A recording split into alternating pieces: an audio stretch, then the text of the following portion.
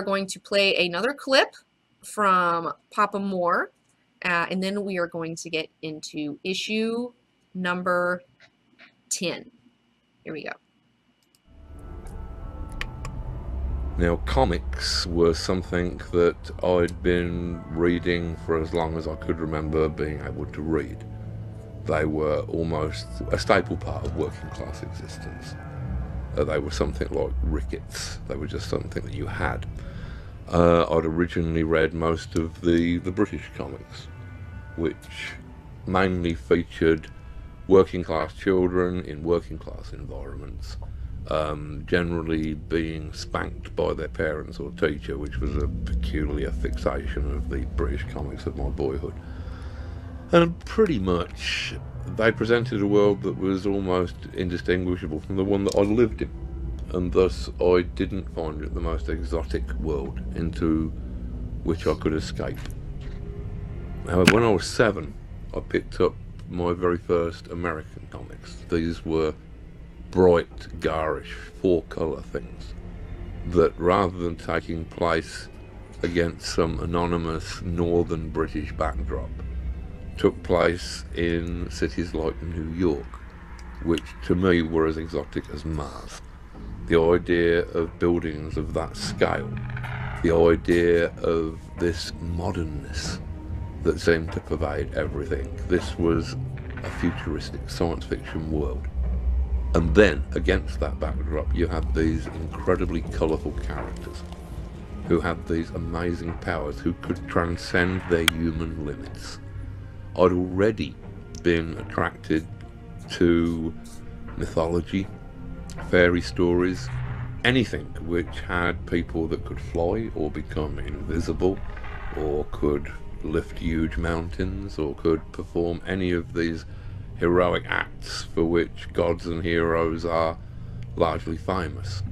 And so, having discovered the American superhero books, it was a fairly natural transition. Here was something where I didn't have to read the same myths over and over again, but where every month I could read something new about Superman or the Flash. This became a preoccupation. At first, I was probably preoccupied with the characters themselves. I wanted to know what Batman was doing this month. Around about the time when I reached the age of, say, 12, perhaps a little earlier, I became more interested in what the artists and writers were doing that month. It had finally occurred to me that these stories weren't just drawing themselves, that somebody was drawing them, somebody was writing them. And I became fairly knowledgeable in the styles of the different artists. I became critically able to distinguish between a good story and a bad story. And comic books were still very much a part of my life. I mean, which was, in physical terms, was changing quite rapidly, as it would for anybody at that age. All right, guys. More wisdom from Papa More, talking about his early life. You got to see some clips from his hometown, Northampton. It was a very poor working class town. And yeah, you can see how he was influenced by comics as a kid. I mean, because he was working class, blue collar family, he was able to, be able to get to comics. You know, it was some of the art that was readily available to a poor kid in the slums of Northampton. Yeah, beautiful stuff. I love Alan Moore. And also, gosh, he's such a triangle, you know, with all that hair. Like, he makes such a, like, this triangle, you know, he's this pyramid. All right. So, okay, let's get into our issue 10 recap. But we're also, we're just going to be talking, and we're just going to kind of go through this one a little bit, you know, little by little here. So, issue 10 recap. 2 writers were approaching. Back on Earth, while Lori and John traverse Mars, the United States is at DEFCON 2, the last step before nuclear war. President Nixon and Vice President Ford arrive at NORAD with the nuclear football in tow to wait and watch as the global tensions rise. Back in New York City, reunited old teammates Night Owl and Rorschach are on the case, while Adrian Veidt travels to his Antarctic fortress of solitude, Karnak. We also get more tales from the Black Freighter, with our survivor finally returning to his home. Meanwhile, Night Owl and Rorschach return to the criminal underground to break some eggs until they get a lead on who ordered Veidt's assassination. Elsewhere, the Black Freighter's writer Max Shea and artist Hira are leaving their secret island location by boat and discovered it's rigged to explode just before their deaths. At Adrian Veidt's office, Night Owl and Rorschach discover Ozymandias is the one behind his own assassination attempt and is probably behind everything else as well. On their way to confront him, Rorschach drops his journal with what he believes his final thoughts into the post to send to the new frontiersmen so that they will have his version of the truth if he's killed in action. The two costumed heroes make it to Antarctica, where Adrian discovers their imminent arrival at his temple. Okay, again, we have dualities galore in this issue. I mean, the issue is called Two Riders Were Approaching, and just like in our Fearful Symmetry issue, where we have a lot of like dualities and juxtapositions, we see a lot of dualities in this episode as well. Some of the things you can see. Let's go to our book cam. Let's check out the book cam. All right. So we see two planes flying in immediately. So we have Air Force One and Air Force Two coming in, which hold, you know, our president and our vice president, two men who are in charge of the country. They take two choppers. They get into like two little carts. We got two little carts. So, you know, we start off strong. We got our two men here. And I really enjoyed this scene. By the way, DEFCON 2 is the last step before, okay, DEFCON 1 is like nuclear war is imminent. Like it's happening. Like we're doing this. DEFCON 2 is like right before we're doing this. You know, like right before that whole situation where the Air Force is ready to strike within 6 minutes when you're at DEFCON 2. Like they're at a point of readiness where within 6 minutes they are ready to go. And so the thing that I loved is we're talking and, you know, this guy's like, Nixon's talking and is like, don't you start that mad bomber shit. That whole image was your suggestion. And there is a deal where, okay, Nixon cultivated this mad bomber. Nixon cultivated on purpose a mad bomber image of himself, okay? And in real life, like, he did this. And he wanted to look like a crazy person. And this image is a strategy to cow his enemies into negotiating rather than risk taking the chance that he would commit some crazy act of war. And this is a real fucking political strategy that was going on. And do you see this mad bomber strategy happening in our own world a little bit right now? I mean, I was just like reading this and I was just like, oh, we're doing it again. Like, yeah, we're doing it again. You know? Well, yeah, I know. It's fucking crazy. It's fucking crazy, man. This mad bomber shit is fucking crazy because that's 100%. Like Trump his whole image is that he's a crazy person, you know? It's just like, it's fucking bonkers, you know? It's so bonkers right now. I thought that was like, I thought that was really fantastic. I thought that was a really nice little touch there. But okay, so once we get past all of our NORAD stuff, you know, and we see like where we're at as a nation, we go back to Rorschach and Night Owl. So, you know, all three of them escaped from the prison. Lori went with John, and so now Rorschach and Night Owl are left together. And it's kind of like, you know, I talked last couple sessions ago about how Rorschach is like Night Owl's crazy ex. You know, so it's like we kind of get the band back together. They get to get back together and be partners again. We get to see them doing their thing. And I really enjoyed seeing them working together because I mean you see Night Owl and he's such a reasonable motherfucker. You know, like Night Owl's just such a fucking cool, like regular, like, like regular seeming. He's not regular, but like he seems like a pretty reasonable motherfucker. And Rorschach seems like the most unreasonable motherfucker. And so, but that's why these two, again, it's like these dualities, like they balance each other. You know, like they need each other. And it was really cool to see them come back together. And it was really cool to see how they operate together and how like they help each other. Like they both have pieces of the puzzle, you know, and they both have their own ways of getting information. But they're both effective in their own ways. And then, but together, when they work together, they figure shit out. You know, they put both of their pieces together, and they help one another. And they're the perfect odd couple. Jay Hill, you're right. I love odd couple stuff. You know, and like they're the perfect. They're a really cute odd couple, in my opinion. Let's go back to our book cam. So something that I thought was really interesting is, so they got to go get Rorschach's outfit. He's got to go get his outfit. They bust him out of jail. He's got to spare his old apartment. So they go back in, they break in.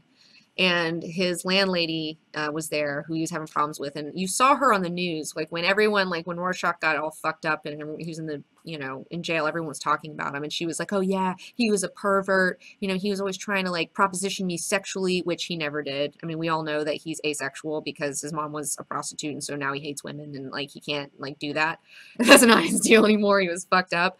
And so, you know, he's like, that was not good. You know, you lied about me, bitch. Like, it's time to fucking pay the piper right now. And he calls her a whore. He's like, you know, how much did they pay you to lie about me, whore? And she's like, oh, please don't say that in front of my kids. Please, they don't know. And he looks down at this child and he drops it, you know, and Rorschach drops it. And that's very unlike him, you know, that's not something that Rorschach normally does, is kind of drop things, but he does. So it's like, it's interesting. So maybe, you know, maybe going through, you know, maybe Dr. Malcolm, whatever his face is, Malcolm Long, maybe he did have an effect, you know, maybe he did soften him a little bit, you know, by taking him through his childhood. And he remembered the time when, you know, his mom was a whore and how that affected him when he found out, and it fucked him up for life. And so like he decides to not do that for the sake of this kid, you know, for the sake of these children. I thought that you know, that was kind of interesting, you know, like that was kind of interesting. Let's go back to our book cam. Let's go to Adrian Veidt's palace in Karnak. I loved this. Okay, so we have Adrian. Again, we have dualities. So, you know, we have his two little dudes hanging out, waiting for him to show up. And then, you know, I love this one-point perspective piece of his crazy house. And by the way, if you look down here, this is supposed to be a painting of Alexander the Great destroying the Gordian knot down here. So, you know, Veidt has a little Gordian knot painting, which I thought was really cool. And so, okay, so the thing is that Adrian arrives at his temple, and he gets to his sacred place. I mean, it's called Karnak, and Karnak was a temple area where people worshipped in Egypt. And actually, it's funny, Ramses II was the name for Ozymandias. Ramses II was the Egyptian name, or Ozymandias was a Greek name for the Egyptian pharaoh, Ramses II. And so, oh, thank you, Rams World, for subscribing. Appreciate it. So, okay, I love it when he gets home, like, he takes off his work clothes, you know, he takes off his normie clothes, and this bitch puts on his fucking Ozymandias outfit, you know, and that tells me straight away that, that this guy is in his temple, and he never stopped being Ozymandias, you know, like, he publicly stopped being Ozymandias, but when he's in his sacred space, this motherfucker is not Adrian Veidt, this motherfucker is Ozzy fucking Mandius, okay, and he is here to, like, scan all of us, to do his, like, it reminded me, it kind of reminded me him doing this of, The Hangover, where, you know, you see all the math you know, going around Zach Galifianakis's head when he's like doing the card counting thing, and like he's somehow this like crazy genius who can like look at all these numbers and like extrapolate these patterns by looking like at all this stuff. I love that he's doing the same thing. I love him turning all these TVs on, and he sits in his little throne with his kitty cat Bubastis, which I love his fucking kitty cat. And I love him skimming through everything and explaining like how he's coming up with his business strategies based on what he's seeing on television and based on like everything that's going on. And like I think that I do that kind of like I kind of do this shit with like memes though. Like I look at memes, like I'm like I scan, you know, the internet and I look at all these fucking memes and shit and I'm just like, oh, you know, world's coming apart here. Oh, this is a problem here. Oh, I see this fucking thing, you know, like it's so funny. Like I feel like I kind of do this with the internet, you know, where I'm looking at everything and like getting a feel for what's going on in the collective consciousness of humanity, you know, and that's what he's doing. And I just fucking thought the scene was so sick. I love the way he explains everything. Like, of course not. You're ignoring the subtext. Increased sexual imagery, even in the candy ads. It implies an erotic undercurrent, not uncommon in times of war. Remember the baby boom, you know? And it's like, oh man, he's just seeing patterns, you know, like that's what he's doing. He's going out of his way to see all these patterns. And man, I just love it. I just think it's really good. I think it's really good. Also, another thing that I thought was really fun and interesting is, okay, so back on the boat, they're hanging out. They're laying low. They're under the water, laying low. And Rorschach finally puts his costume on. And when he does, if you notice, you know, when he's Walter, before he puts the thing on, his word bubbles are like normal. But then after he puts the mask on, his word bubbles get all like weird and wiggly, you know. So then he becomes Rorschach, you know, now that he's real face on, like his word bubbles change. And I thought that that was really, really cool. And I like that, okay, so going back to The Odd Couple, so Night Owl in this scene is like, I'm going through my computers and I'm using my computers to find information and da da da da da, and I'm not finding enough information. And like Rorschach's like, you give me a man's little finger, I will get all the information you need. Like we do not, like I don't need a fucking computer. Computers are not necessary, you know, like not necessary. And Rorschach is like, we should be asking questions in the underworld. And Night Owl is like, isn't that what we're doing? Like, and I love that they're under, like Rorschach is asking him, should we be asking questions of the underworld? They're literally under the water, you know, asking questions of each other in a type of underworld. And like, he's like, this is what we're already doing. Like, what the fuck? Like, you're so crazy. I thought that was really good. And then back to our book cam. Okay, so this exchange between these two men is so good. Let's see here, link 324. I just gotta read this. I got my own copy here. I was like, what am I doing? Just read from my own copy here. 134 here. Okay. All right. So they're talking about what they're supposed to do. And Rorschach is like, so trace the killer, visit bars, squeeze people. Been lazing around a long time. Maybe you've forgotten how we do things. You know, and fucking Night Owl gets pissed. He's like, lazing? Listen, I have had it. Who the hell do you think you are? You live off of people while insulting them, and nobody complains because they think you're a goddamn lunatic. Do you know how hard it is being your friend? And then he like catches himself. You know, he just has a little blow up there. And then he's like, look, Rorschach, I'm sorry. I shouldn't have said that. Like, listen, you're right. You know, we've been down here too long. It must be dark by now. You know, I'll take him up. And then I love that these three scenes where he's like, Daniel, you're a good friend. I know that. I'm sorry that it is sometimes difficult. You know, and it's like, oh, like Rorschach knows that he's a crazy person. Oh, like he knows that he's a crazy person. And he's like, I'm sorry, I'm a crazy person. I know I'm a crazy person, you know, and then Night Owl is immediately like, hey, forget it, man. It's cool. Like, it's okay, man. Forget it. Like, don't worry about it. And, like, it's just so cute. I just thought that was really cool. Because I feel like, I don't know, I'm a little bit of a crazy person sometimes. And, like, I don't know. I feel like I'm a hard person to be around sometimes. And, like, and so I know that feel where you're just like, I'm sorry. I'm a crazy person. And then people are like, oh, it's okay. It's fine. You know, it's like, it's so cute. That was really, really cute. and then okay, so so they decide to go up and break some necks. You know, they're like, all right, fine. You know, he's like, you know, some nice straightforward brutality after wading knee deep in this conspiracy weirdness for so long. Hell, it'll be like coming home. You know, he's like, you know what? You're right. Let's go kick some ass, dude. Let's go kick some ass, Rorschach. You're totally right, you know, and they're gonna go do it, and I'm just so I love that whole thing. I think it's really, really cute. And then I love the cut immediately to the Black Freighter. He's like, hell, it'll be like coming home, you know, and then we cut to immediately the Black Freighter, where we have the survivor, and he's back on his home soil finally, and he's like getting ready to like fuck some shit up. And also, though, I mean, when we go back to our book cam, you know, we're talking about two writers. And so, again, in the Black Freighter story, you know, we have the two writers. So we have another couple of writers, another couple that comes up, which I thought was really cool. And then also, you know, oh, man, when we're going over to the bar and like, oh, gosh. Okay, so let's talk more about our Dan and Night Owl couple. They're so cute. They're so cute together. Or Night Owl and Rorschach couple. They're so cute together. They make me laugh. So they're at the bar. They're breaking some eggs. You know, they're like, all right, we gotta squeeze these fools. We gotta find who was behind the Adrian Veidt attempt. You know, and so while they're there, and while Rorschach is getting some information out of this dude and like fucking people's shit up, Night Owl goes to this Top Knot guy, part of the Top Knot gang. And if you remember, the Top Knots killed Hollis Mason last issue, or 2 issues ago.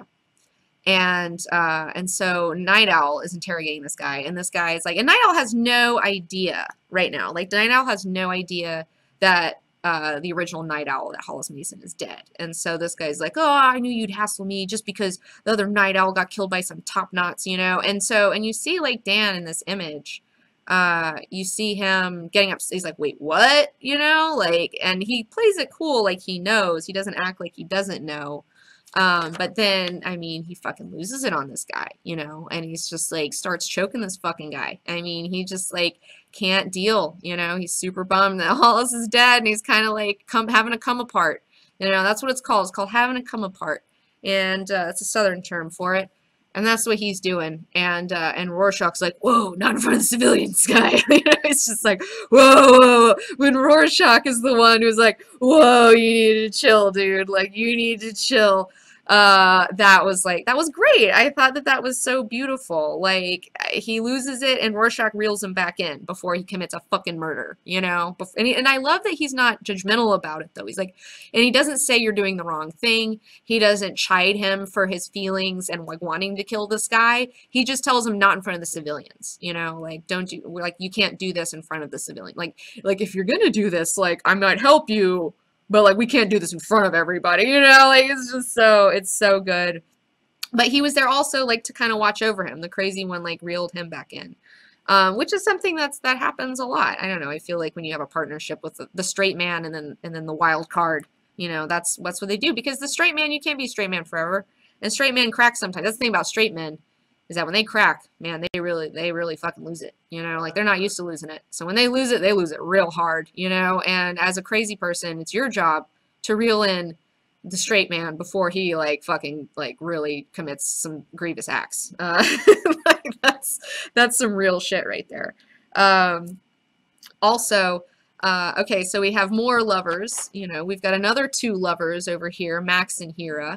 And they're having a tryst on the boat as they're leaving. And I love that Max, okay, so he finds, Max Shea, the writer of the Black Freighter, he finds the fucking bomb, you know, and he doesn't tell her. He's like, nothing, my love, you know, nothing's wrong, just hold me. And again, you see their shadows on the wall, and it echoes that really beautiful, like, silhouette of the lovers that you've seen graffitied everywhere, that you also saw in Dan's dream when he was thinking about Lori and they ripped each other's fucking skin off and shit. I thought that was really, really beautiful. But here's another pair, you know.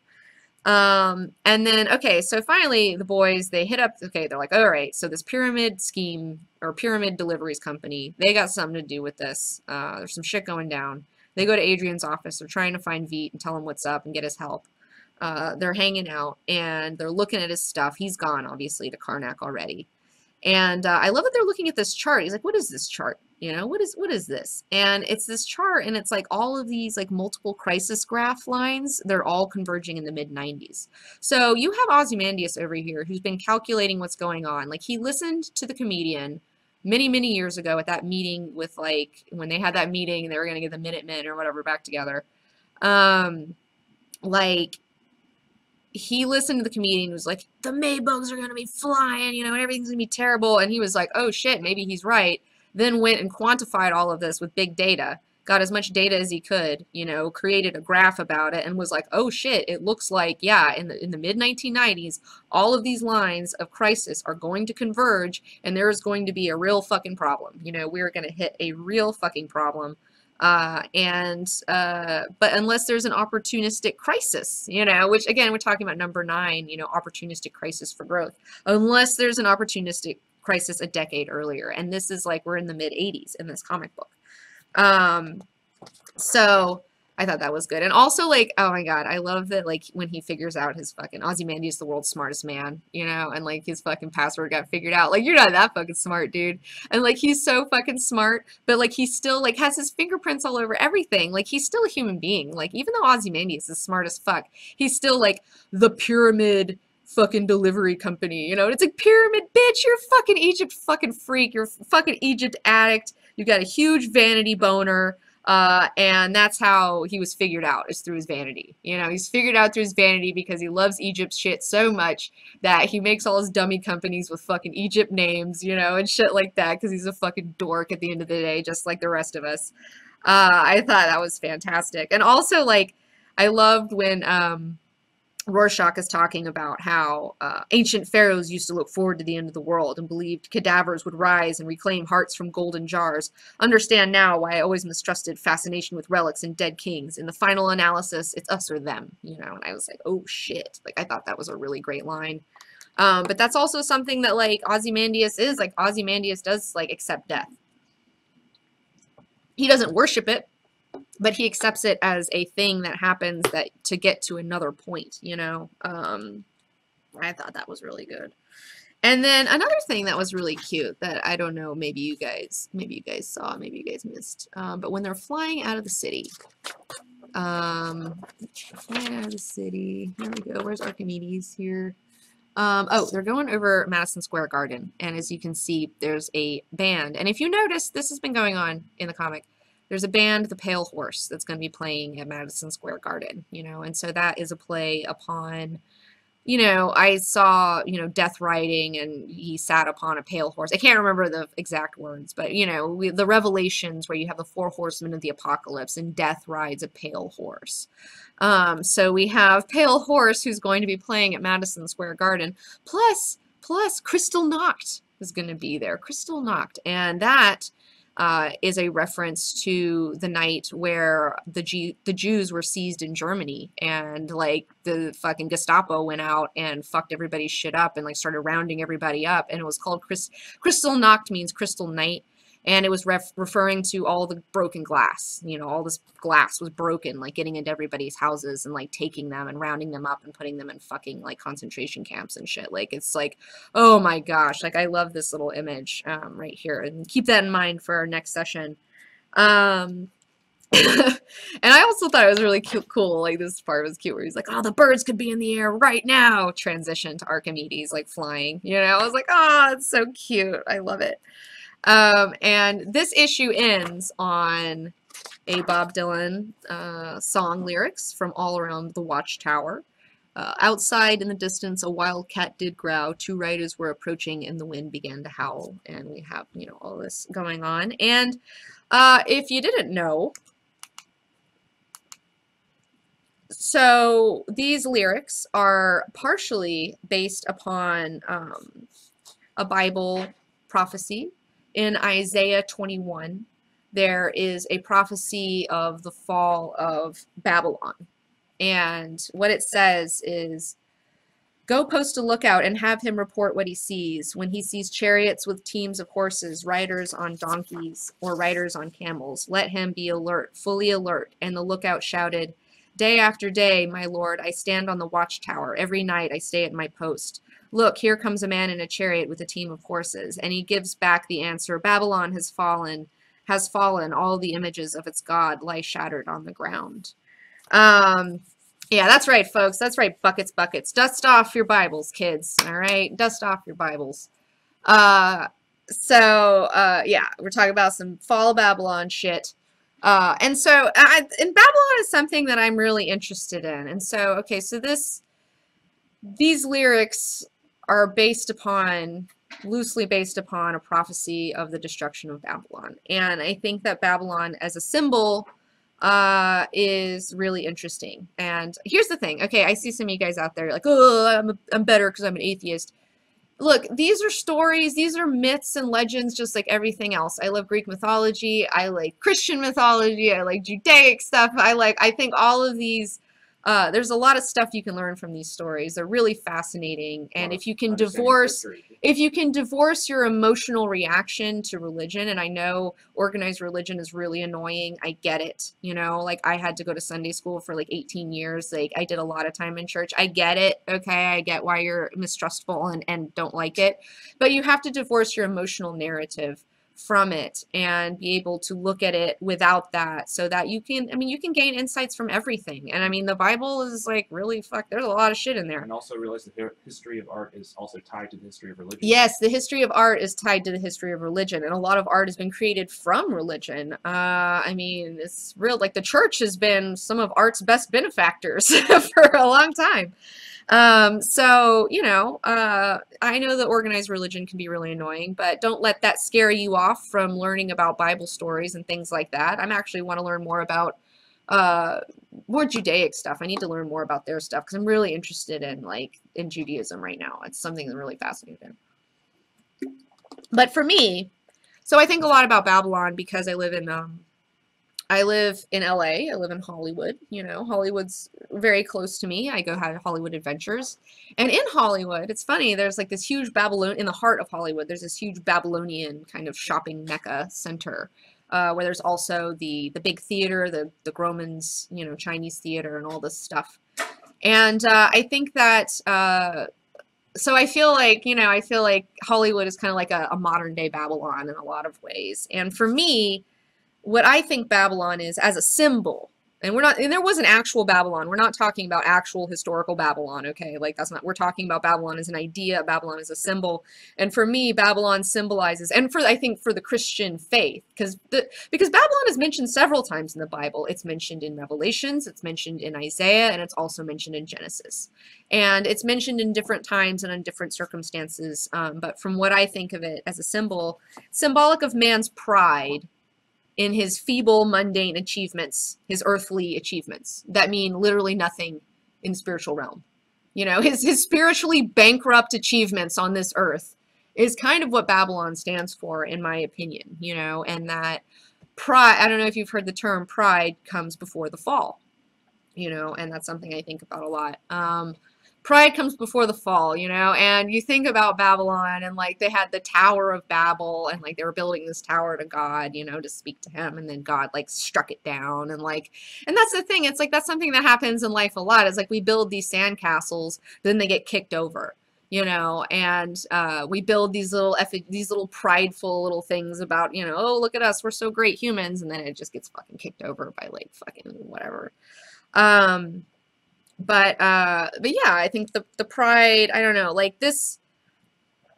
everything that's going on in the world, in the Watchmen world, you know, it's just like they've built this huge, again, they've created this Gordian knot, you know, and everyone's proud of this kind of Babylonian Gordian knot of a society that they've created, and it's just become this problem.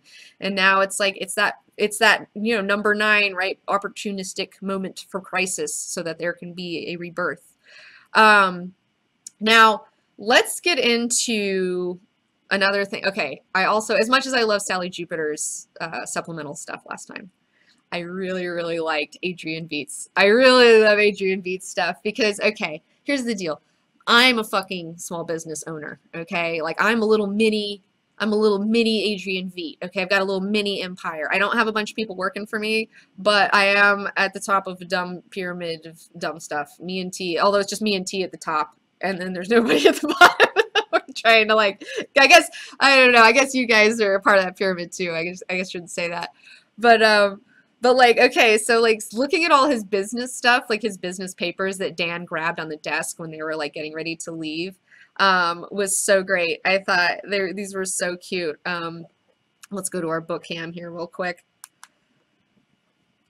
Okay, so we have a letter from the toy department, marketing and development. Well, the marketing development guy sends him a letter about his toy stuff, and he's like, "All right, we got this toy line. We need to expand this toy line. We need to make more money. We want to have Rorschach, Moloch, Night Owl. We want to add them. We want to add Bubastis to the deal. I've had some artwork made up. You know, our lawyers have checked into it. Moloch is dead. I don't think anyone's going to challenge us for his stuff because Rorschach and Night Owl have been outlawed. I don't think that we're going to have any problems with IP stuff there. These are conversations I have to have too. Like people ask me all the time where they're just like, oh, can we get away with this? Like, can you sell like this stuff? Like, can you like without getting in trouble? And then I'm just like, I guess so. I guess it's a parody. I don't know. We can get away with it. And so far we have. But I love this letter, and then he goes on to show him like his artwork that he had made up, and you have all these like really cute things. And oh my god, I can't believe, okay, this is something that's like really stupid, but like I really thought about being an artist, is Dave Gibbons had to design a fucking thing, a little logo, a little logo font for each of these, you know, the Night Owl logo font, the Ozymandias logo, the Bubastis logo, the Rorschach, I love his Rorschach logo, it's so cute. The Moloch logo, the fonts that you use, and then drawing all of these, the owl ship. That's just, it sounds stupid, but that's a lot of fucking work, and it looks so simple, and it's not. You know, like making logos is like really fucking hard, like graphic design stuff like this. And I love that like Dave Gibbons had to take the time to really think about what each one of these corporate logos would fucking look like. Like that's just so great. But then you have all the descriptions here, and then you have Adrian's letter back who's saying, you know what, I don't want to get Moloch involved. I don't want to do Rorschach and Night Owl. I don't think that's a great idea. We're getting ready to like go into a war. Let's just like, we have the cartoon show. Let's develop new villains, new soldiers. Soldiers sell well. We're getting in these fucked up times. Let's just do this. But by the way, I love Bubastis. He loves Bubastis. Give me one ASAP. You know, give me one ASAP. I need to give one to her. You know, and it's like Adrian Veidt is a fucking kitty cat man. Adrian Veidt is a fucking Catman, and he loves his cat so fucking much. He loves his fucking cat. He's so fucking excited for his Beans cat fucking action figure. He's so excited that he can't wait to get one, and he's like, you motherfuckers, you better send me one of these like ASAP, you know, like ASAP. And like it's so funny because I know exactly how he feels, because I'm like, dude, this fucking bean sticker of Silk Spectre as Beans is just like, it just gives me so much fucking life. It just gives me so much fucking life having a sticker of a dumb fucking sticker of my cat. Like, it just makes me so happy. Like, it just makes me so happy. And I feel like, I just totally feel like Adrian's whole deal. Like, I just totally like understand his excitement over that. I thought it was like really, really excellent. Yeah, he loves those kitty cats. And then also, okay, let's go back to, I don't know, we'll stay here. We don't need to go back to the book cam, but I just want to read his letter to the Veidt Cosmetics and Toiletries, who have been making the nostalgia ads. You know, and they have this nostalgia perfume that they've been making. It's doing well. Dear Angela, enclosed you'll find a representative sample of our current magazine and billboard advertising promoting nostalgia. The sexual imagery is obvious, the woman adjusting her stocking being overtly erotic, yet layered with enough romantic ambiance to avoid offense. In our choice of models for the nostalgia ads, I note that we have consistently chosen models with a slightly androgynous quality to their beauty, which I presumed is to afford us a window into the gay marketplace, a tendency more pronounced in the ads for nostalgia aftershave, which is all well and good, but it avoids the most significant element of the nostalgia campaign. In the soft focus imagery and romantic atmosphere, the advertisements conjure an idyllic picture of times past. It seems to me that the success of the campaign is directly linked to the state of global uncertainty that has endured for the past 40 years or more. In an era of stress and anxiety, when the present seems unstable and the future unlikely, the natural response is to retreat and withdraw from reality, taking recourse either in fantasies of the future or in modified visions of a half-imagined past. While this marketing strategy is certainly relevant and indeed successful in a context of social upheaval, I feel we must begin to take into account the fact that one way or another, such conditions cannot endure indefinitely. Simply put, the current circumstances our civilization finds itself immersed in will either lead to war or they won't. If they lead to war, our best laid plans become irrelevant. If peace endures, I contend that a new surge of social optimism is likely, necessitating a new image for Veet Cosmetics geared to a new consumer. To this end, starting next year, we will begin to phase out the nostalgia line of the ladies and men's cosmetics, successful though they may be, and replace them with a new line that better exemplifies the spirit of our anticipated target group. While this new line is to be called the Millennium line, the imagery associated with it will be controversial and modern, projecting a vision of a technological utopia, a whole new universe of sensations and pleasures that is just within reach. I would like the new line to be ready for launch in the summer and would appreciate it if some dummy copy, ad copy, and artwork would be assembled for my perusal and comment sometime before Christmas. Anticipating your cooperation and looking forward to working with you on this one. My fondest regards to Frank. We must have lunch soon, Adrian Veet. And this just provides such a great window into how he thinks and how he breaks things down and how, you know, Adrian practices detachment, you know, and he looks at things from a very analytical point of view. And I thought it was fucking amazing. And it just also shows the amount of manipulation that's going on. I mean, he's manipulating the masses. Like, he understands, okay, so we're in this period of uncertainty. Okay, people want to go to times past. So I'm going to create some cosmetics and we're going to call them nostalgia, and we're going to give it all this nostalgic imagery to feed that desire in humanity that I see happening, you know? And it's just like, and then the fact that it's even like he goes into like the androgynous quality because they're also trying to tap into the gay market. It's just like, I mean, that's like really how business people think, you know? It's just about reaching markets, and it's about like these large numbers, and it's like, how do you herd cats? That's what marketing is, you know, because human beings, I feel like human beings are very much like cats. We're very much like cats. We all have our little wants and needs, and we don't like to cooperate. And, you know, we're kind of bitchy to one another.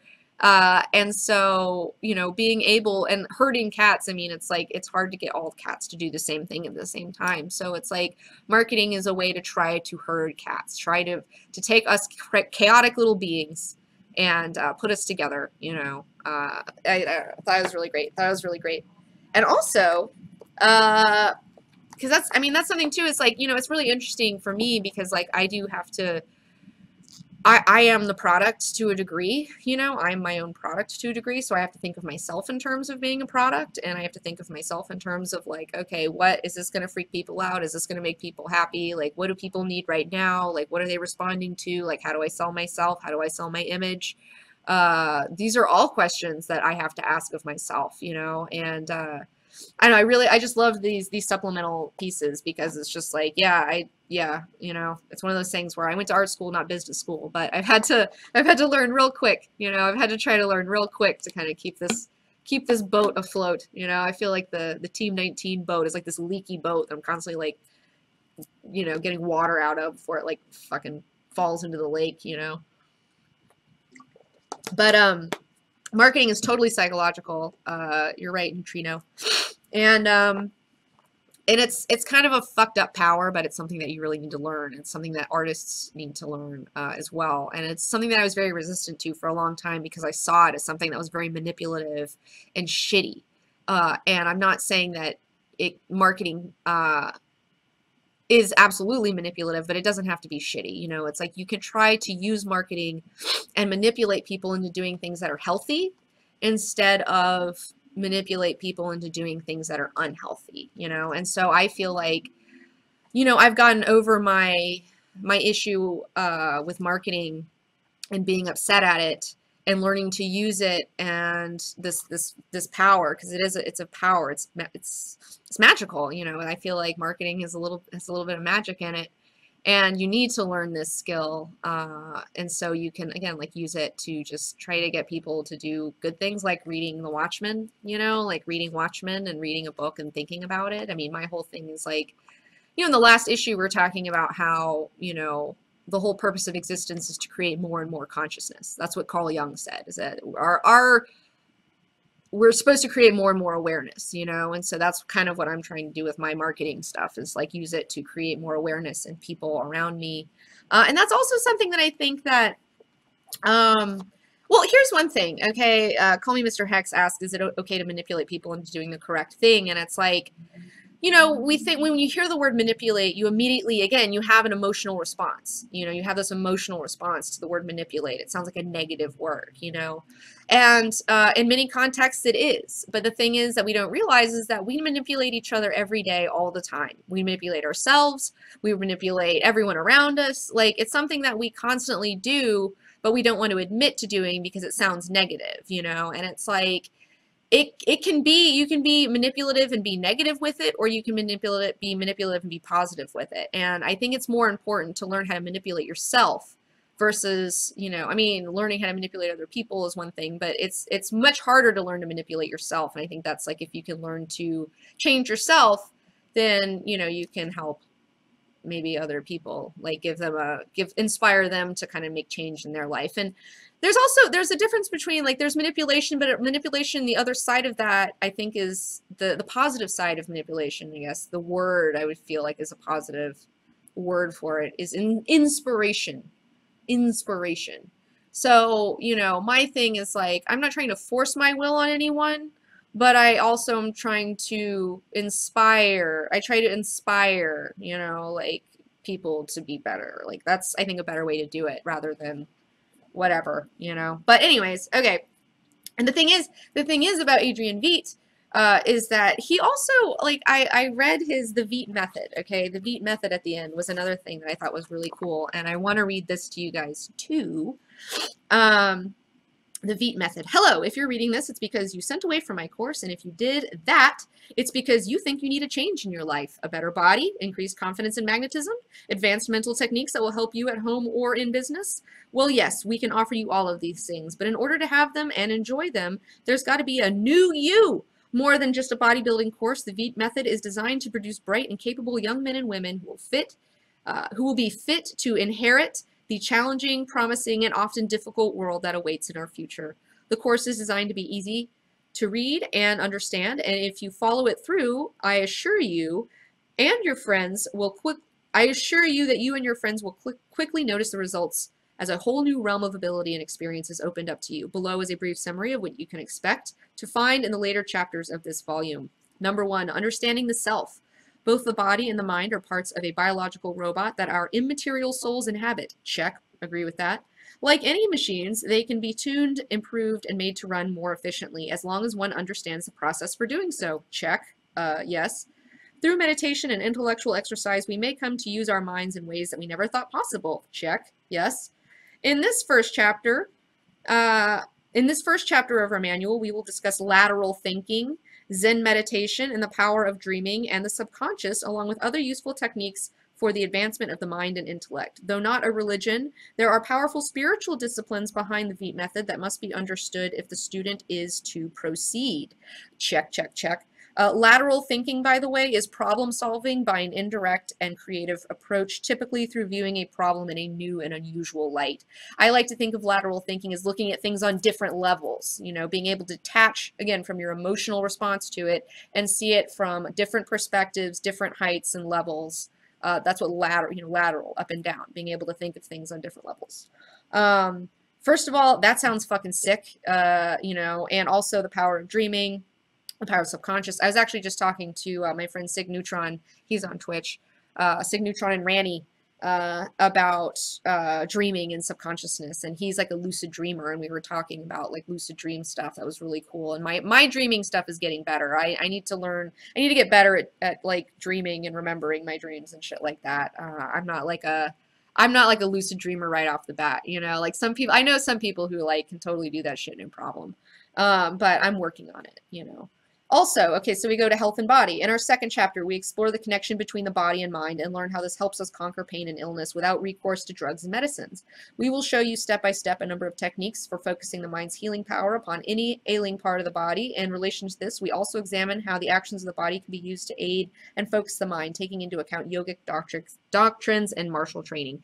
Yes, the mind-body connection, dude. The mind-body fucking connection. That's something that I cannot stress enough. Like, I agree with all this shit in the Veep method. Like, I would take the fucking Veep method, okay? Like, I would sign up for this shit. I would so fucking sign up for this fucking shit so fast. Because that's one thing that, like, okay, so let me fucking take you back here. Let me take you back to a 7th grade comic book girl. In 7th grade, I started getting eczema, really bad eczema, really gnarly eczema all over my legs. It was very itchy. If you don't know what it is, it's kind of like psoriasis, but it's not. It's a little different, but you scratch yourself until you bleed, essentially. You get really itchy, you scratch yourself, you bleed, you have fucking sores all over your legs, you look disgusting. And I had eczema for all through high school, got to the point where I stopped wearing shorts. I lived in Alabama and I wasn't wearing shorts for many years, and it gets really hot. And because I was embarrassed about my legs, they looked really gross and I didn't want people to see them. It was very embarrassing at track meets. It was awful. And I was going to the doctor, the doctor's dermatologist. They were giving me steroid creams, lots of steroid creams, and just basically putting it back in. Steroid creams just kind of like force the eczema back in. Okay, that's all it does. And they told me, oh, you're gonna fucking grow out of this one day. You'll grow out of it. And years go by, you know, and I'm just like, I am not growing out of this bitch. Like, this shit is not going away. It's not getting better. I would get it on my mouth sometimes. I would get eczema on my lips, and it would just like spread out, and like, oh my God. I mean, I would get it on my arms. Like, it did spread from like my legs. I would get it other places. Oh, lateral side to side, verticals up to down. Okay, you're right, Foster. You got that. Sorry, I'm dumb. Okay, so I have eczema, right? And so Western medicine was not helping me. All they had was steroid creams. They said there's no cure for this, and I'm just stuck with it, and I might grow out of it. And they just kept giving me steroid creams, which it's not good to be on steroids for a long time. And I was on steroids for years at a time. It blocks your immune system in certain ways. It's like, it's fucked up. So, so I saw in college, there was like a thing for a homeopathic doctor, and you could talk to him and find out, you know, have a free kind of consultation with him if you had a problem. And so I was like, well, I'm broke. I'm a college student. I'm done with this eczema shit. I want to move on with my life. I'll go talk to this guy, see what he has to say. So I talked to this guy. And he asked me, he was like, okay, well, what are you here for? I'm like, well, I have eczema really bad. That's my thing. I really want to get rid of this eczema. It's really embarrassing. It's itchy and it sucks and I fucking hate it. And he was like, I can cure you. It's the first time anyone ever told me that they could help me. They said I could cure you. It's going to take probably over a year. It's going to be very painful. We're going to have to let it out. It's all going to come out. But then once it's out and it heals, you're done, you know, and you're good. So, you know, if you commit to me with this process, you know, then I can get you to this place of health. And the thing that really struck me was that he asked me, you know, during this consultation, he asked me about my entire lifestyle. You know, he asked me about everything that I was eating, how I was sleeping, what my sex life was like. I mean, everything, every question you could think about, you know, what your family life was like, all this stuff. And the big thing that really was like a huge mind opener for me was, so I was telling about my eczema, and he's like, well, when did it start? And I said, 7th grade. And he said, well, what was happening in your life in 7th grade? And I said, oh, well, my mom filed for custody of us from my dad and started a custody battle with my dad. They had already been divorced for many years, and I had already been living with my dad for those years. And that particular, you know, custody battle court case was really gnarly. It was probably as worse as it could go. I don't think it could have gone any worse than it did, like, to be 100%. It was really bad. And the thing is, he was like, well, that's why you got eczema. You know, it's like you were stressed out in your life. Like, you were in this very, very stressful situation. Your environment around you was uncomfortable for you. And I manifested my stress in my skin. I manifested all my stress, and it came out as eczema. You know, my emotional distress manifested as a physical illness. And I had never put that together. Because I had only been exposed to Western medicine, and I never had the mind-body connection where it's like your emotions manifest as illnesses. And I was like, holy shit, you're right. You're right. Like, and it's like specifically eczema where you're itchy, you know, and you're like, oh fuck, you know, it's like you're allergic to like everything that's going on around you, you know. It's like, oh, that's why I manifested that. And like the thing is that like I stuck with the process. I did what he told me to do. I took all these weird concoctions that were mostly water, you know, but everything came out.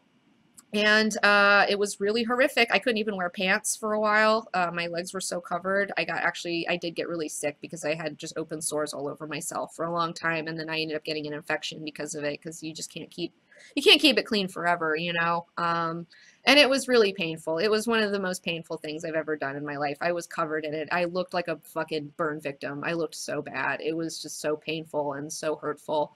But, you know, I knew it was worth it, and I did it, and once I got to the other side of it, like, I don't get eczema anymore. I started manifesting other bullshit. Like, I manifest other fucking bullshit things, but there is a connection. There is a mind-body connection, you know, and there's an emotional connection that happens, you know, and I find, like, for me, like, all of my major medical issues I can always trace them back to an emotional problem. I can always trace my shit back to some emotional stuff, and I think it's really interesting, like, next time you get sick, you know, look up like metaphysical reasons for like why I'm sick. Like, what does a cold mean? You know, what does this mean? What does eczema mean? What does this specific issue mean? And if you look it up, like a lot of times you'll be like, oh fuck, this totally applies to me. You know, this totally applies to me. So yeah, I'm excited about the health and body chapter of this. That's really cool.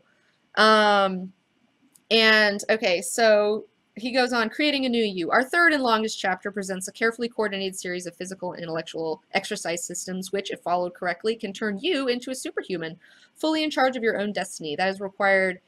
All that is required is the desire for perfection and the will to achieve it. No special equipment or other hidden cash extras are necessary. The Vita method paves the way for a bright and hopeful future in which you can be the hero.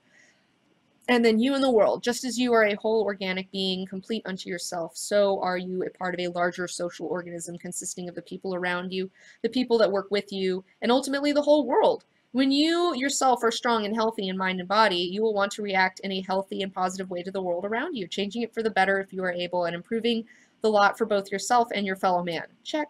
Our final chapter will help you to understand the organism that is the world and your part in it. And if you learn that one can either surrender responsibility for one's actions to the rest of the social organism, to be pulled this way and that by society's predominating tensions, or that one can take control by flexing the muscles of the will common to us all, affecting our environment positively and responsibly.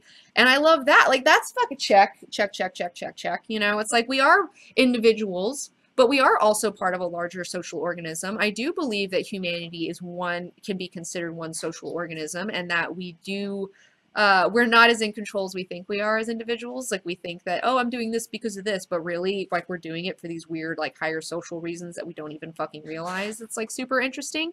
That was something that I learned in the Lucifer Principle. I keep bringing up this book, but it's a book by this guy, Howard Bloom, who talks a lot about humanity as a superorganism. Like, what, like, because he was somebody who, like, created fucking rock stars, okay? Like, he knows how to manipulate people on a mass level. And he looks at these manipulations and he wants to share, like, okay, this is what we're doing, guys. Like, let's look behind the hood. And it's one of those books, like, once you read it and once you see the pattern, you kind of can't unsee it, where you're just like, oh, fuck, we really are all connected. And this really is a weird, big superorganism. And we really do these things and these patterns. Fuck, you know, like, it's a whole thing. So yeah, I don't know. I think the Vita method is cool, and it really shows that Adrian really does care, and he wants people to be better. You know, he really wants to make humanity a better place, and he's even like developing an entire system to make people more aware and more conscious, you know, and I think that's fucking cool, you know, like I'm super into that. So yeah. Yeah, really, really good stuff. So that's it for book 10. We are going to go to another clip. We're going to play a clip right now, and then we're going to start over. We're going to do our Q&A stuff, so you guys can start getting your questions together. But let me roll this final beautiful bean footage for you guys. Here we go. Hey guys, this is an instructional video of how to iron on your Robot Comedian patch onto your sick Watchman Club t-shirt. If you want to get a Watchman Club t-shirt, you can get one now from cbg19.bigcartel.com, and for a limited time, every t-shirt order comes with a Robot Comedian patch. Step 1, get loose, start dancing, get excited. We're doing this because a lot of you out there have no idea how to iron on an iron-on patch, and that's okay, because today you're gonna learn. So what you're gonna need today is your Robot Comedian patch. You're gonna need a thin piece of clean fabric. It could be whatever type of fabric, doesn't matter. You're gonna need an iron and a flat surface to iron whatever you're putting your patch on. Placement's important, all right?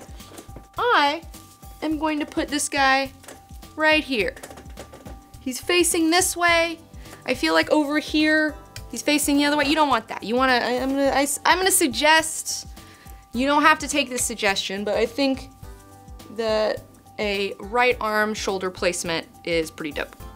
So you're gonna get your iron and turn it on to the hottest setting you can get it, but no steam, all right? Do not have any steam. In fact, I poured all the water out of mine.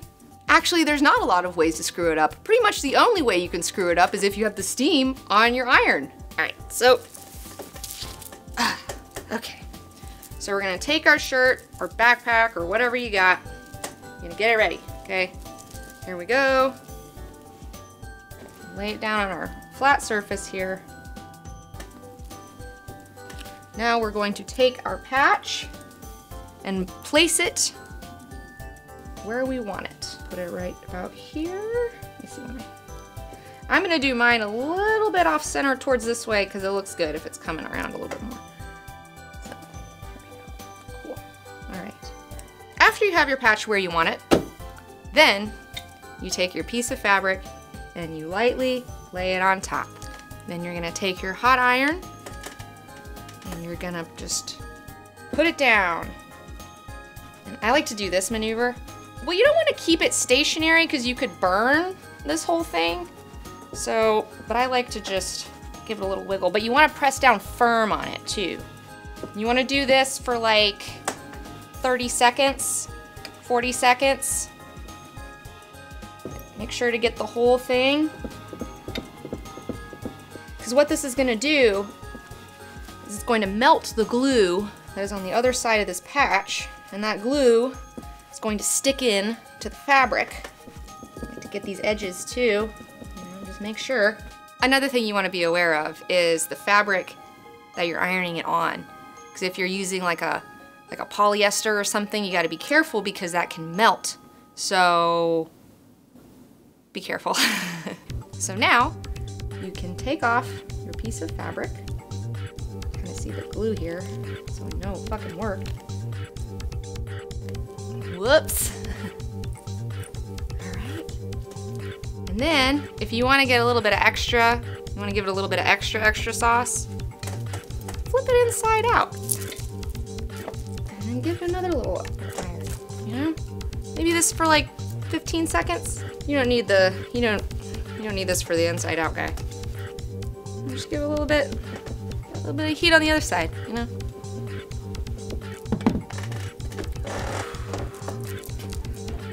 Ooh, nice and hot. And bam! We have ironed on our patch. Just gotta let it cool before you throw it back on. Don't burn yourself. Don't get too excited. Put it on before it's cool. Oh yeah! Quick tip, if you need to wash your Robot Comedian patch, make sure to turn your shirt inside out, wash it in cold water, and do not put it in the dryer. But really, basically, it was saying, hey guys, if you want to buy a fucking Watchman Club t-shirt, you guys can fucking chill it. Look at this though, I fucking did it. I ironed my shit on, and I think it looks really good. Like, I'm really excited about it. I know originally, like a couple of weeks ago, I said I was going to do it on this side, because this is my tattoo arm, and I feel like this is heavy, and I should have a design on this side to kind of balance it out. But I changed my mind because when I looked at the patch, his face is going this way. So it's like if I put it on this arm, he would be looking backwards, and you don't want that. You want him looking this way. That's as a design element. I got that. That's some of my sweet tattoo knowledge. You know, when you're doing a design, you want facing, you don't want your design really, I mean, you can do whatever you want, but it's one of those things. All right, guys. All right, I'm going to end the stream, and I will be right back.